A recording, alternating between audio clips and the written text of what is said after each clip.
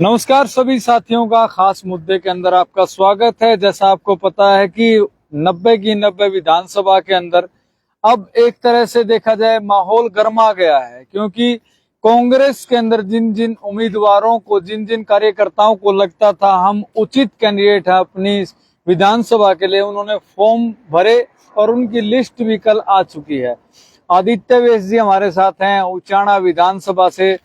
ये पहले से भी कार्रवाई कर रहे हैं, लोगों से मिल भी रहे हैं और लोगों की समस्या का जानने का भी प्रयास कर रहे हैं।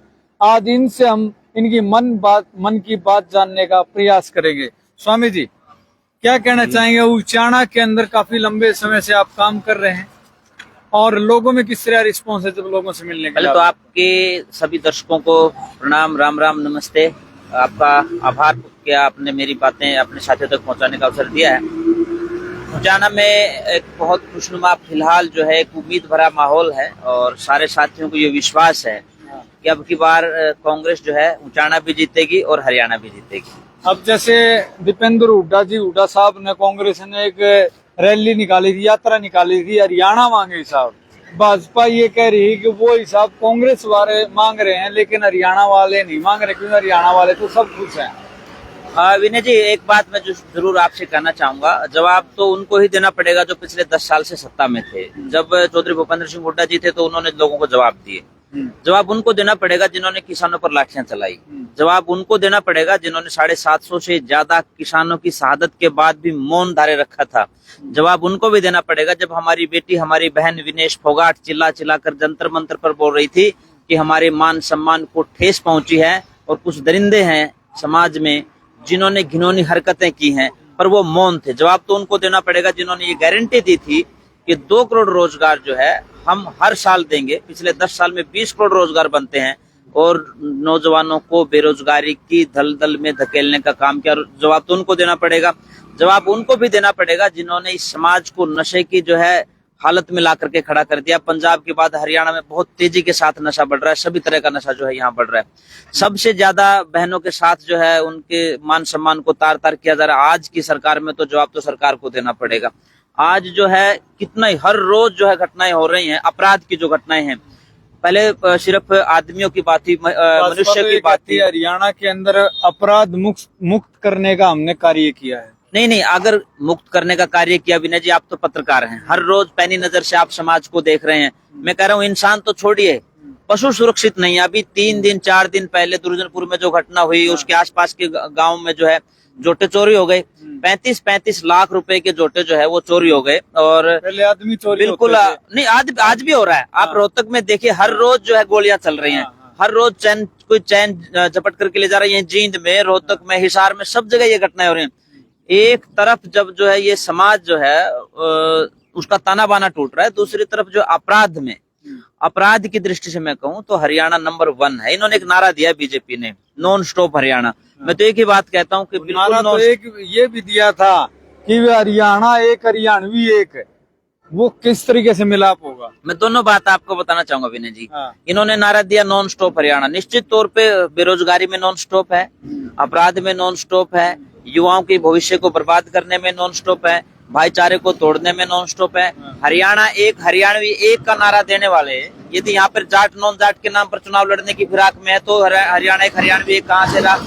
इन्होंने बाकायदा लोगों को चिन्हित करके, ये दिखा करके कि ये फला जाति विशेष का है, इसलिए ना तो इसका स्पोर्ट्स में कोई मदद करनी है, न नौकरी में मदद करनी है। दूसरी, इन्होंने बैकवर्ड को बहकाने का एक बहुत बड़ा जो है स्कैंडल किया या षड्यंत्र किया और उसको पहले हाई कोर्ट ने, फिर सुप्रीम कोर्ट ने रिजेक्ट किया। जो इकोनॉमिक उसके 5 नंबर एक्स्ट्रा दे करके, पॉइंट एक्स्ट्रा दे करके जो जिनको नौकरी दी, वो जानबूझ करके बीजेपी ने किया कि भाई वो अपने पाले में गेंद को रखना नहीं चाह रहे थे, दूसरे के पाले में गेंद को फेंकना चाह रहे थे।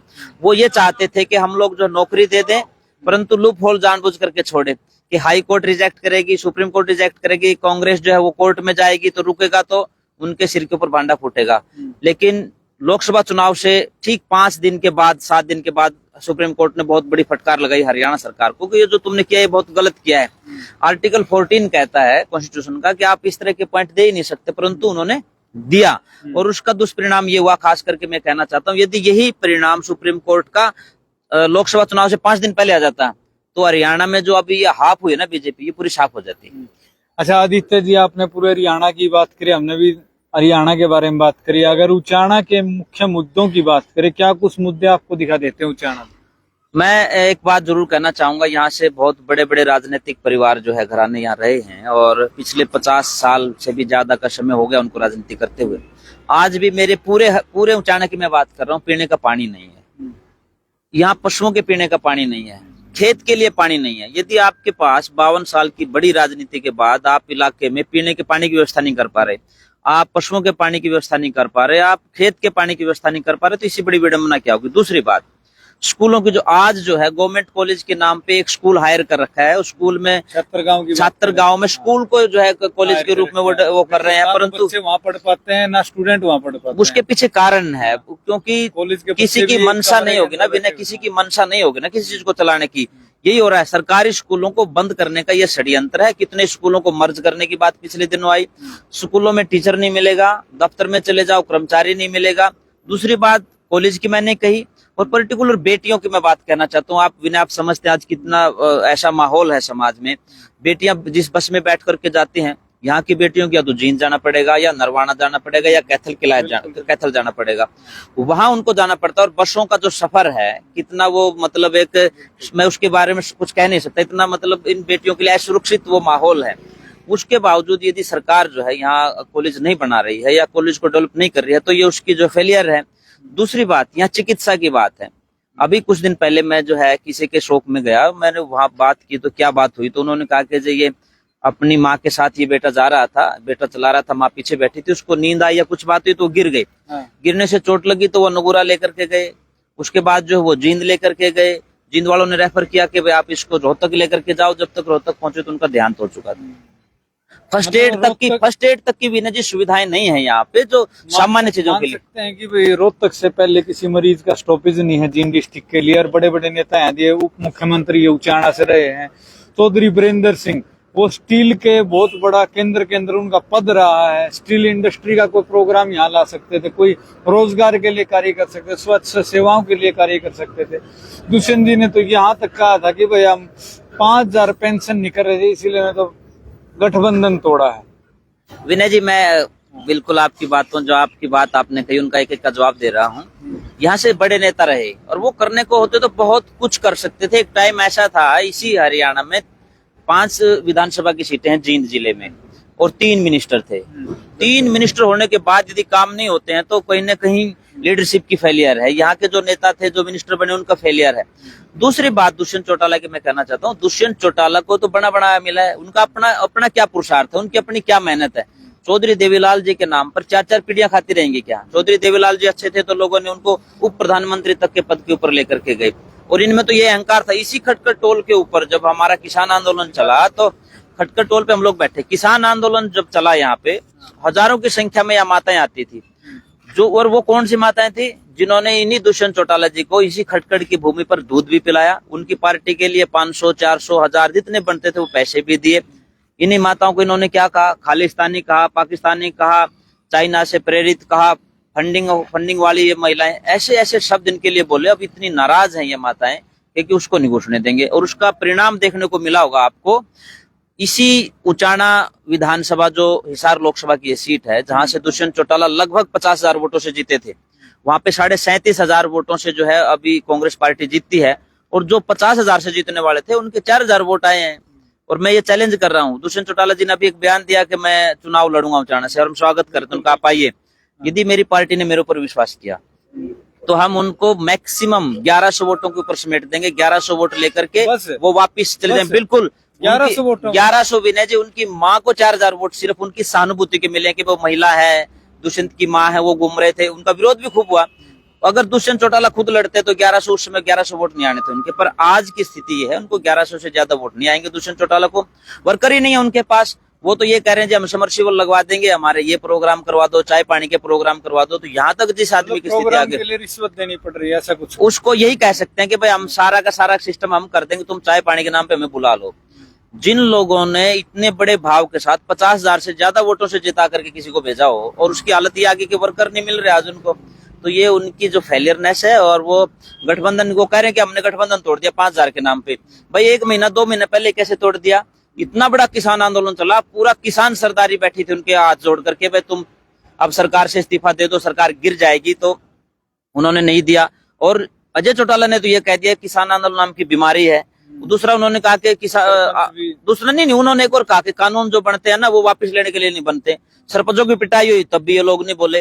जंतर मंत्र पे विनेश फोगाट वो बहनें पीटी गई तब भी ये लोग नहीं बोले। आशा वर्करों के ऊपर लाठियां चलाई गई तब भी ये लोग नहीं बोले। सामान्य से सामान्य शिक्षक जो है गेस्ट टीचर वो चले गए पंचकुला, उनके ऊपर लाठियां बरसाएगी। ओपीएस के नाम पर जो साथी गए उनके ऊपर लाठियां बरसाएगी, तब तो ये नहीं बोले। ये भी गठबंधन तोड़ने का भी विनय जी इनका गठबंधन हुआ है कि बाहर जाएंगे वोट काटने के लिए। ये जेजेपी और इनेलो वोट काट पाएंगे? मैं बता रहा हूँ आपको, इनेलो और जेजेपी दोनों ही बीजेपी की बी टीम है।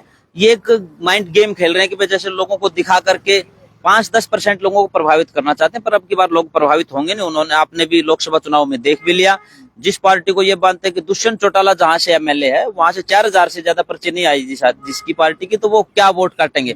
लोगों ने माइंड सेट कर लिया है। और कोई भी आदमी जो है ना 6 महीने पहले अपना माइंड सेट कर लेता है कि मुझे वोट किधर का देना है।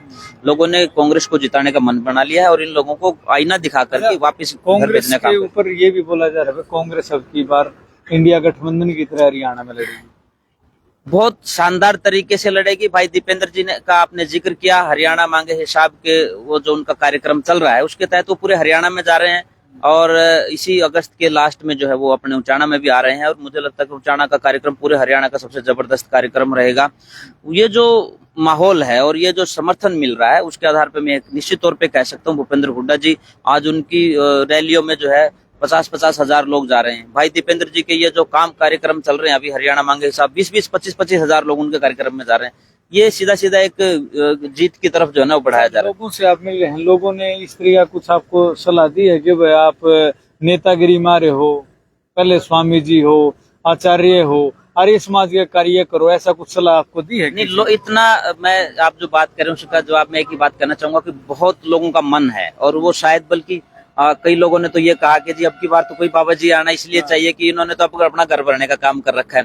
इतना मतलब चाव है खास करके या तो सन्यासी के नाते या क्योंकि मेरा पिछला 20 साल का जो कैरियर है वो सारा का सारा सोशल उसका है। चाहे किसान आंदोलन की बात हो, उससे पहले शराबबंदी आंदोलन की बात हो, चाहे गोरक्षा की बात हो, चाहे बेटियां बचाने की बात हो, बेटियों को पढ़ाने की बात हो, गुरुकुलों को चलाने की बात हो, गौशालाओं को चलाने की बात हो, चाहे गरीब बेटियों की शादी करवाने की बात हो। ये सारे मूवमेंट ऐसे जो हम लोग करते रहे हैं तो लोगों को ये विश्वास भी है और लोगों को एक बात लग भी रही है कि हमारे जैसे लोग जो समाज में जागरूकता फैलाने का काम करते हैं परंतु एक जगह जाकर के निराश हो जाते हैं। जहां से इम्प्लीमेंट होना है, जहां से ठप्पा लगना है ना, वो चाबी हमारे पास नहीं है। तो लोगों ने अब की बार ये मन बढ़ाया कि आप आइए, उस चाबी तक आपको पहुंचाएंगे और फिर विकास के रास्ते भी खुलेंगे। उचाना खुशहाल होगा और जो उचाना जीतेगा वही हरियाणा जीतेगा। बिल्कुल। चलिए साथियों, ये थे हमारे साथ आदित्य वैश जी जिन्होंने बताया किस तरीके से वो उचाना का रण जीतेंगे और आने वाले समय के अंदर कांग्रेस पार्टी की सरकार बनने वाली है। और उचाना के मुद्दों के भी बारे में इन्होंने बताया। अगर आपको ये बातें इनकी सही लगती हैं तो वीडियो को शेयर करें और कमेंट बॉक्स में अपनी राय देना ना भूलें साथियों। धन्यवाद साथियों, मिलते हैं नेक्स्ट वीडियो में।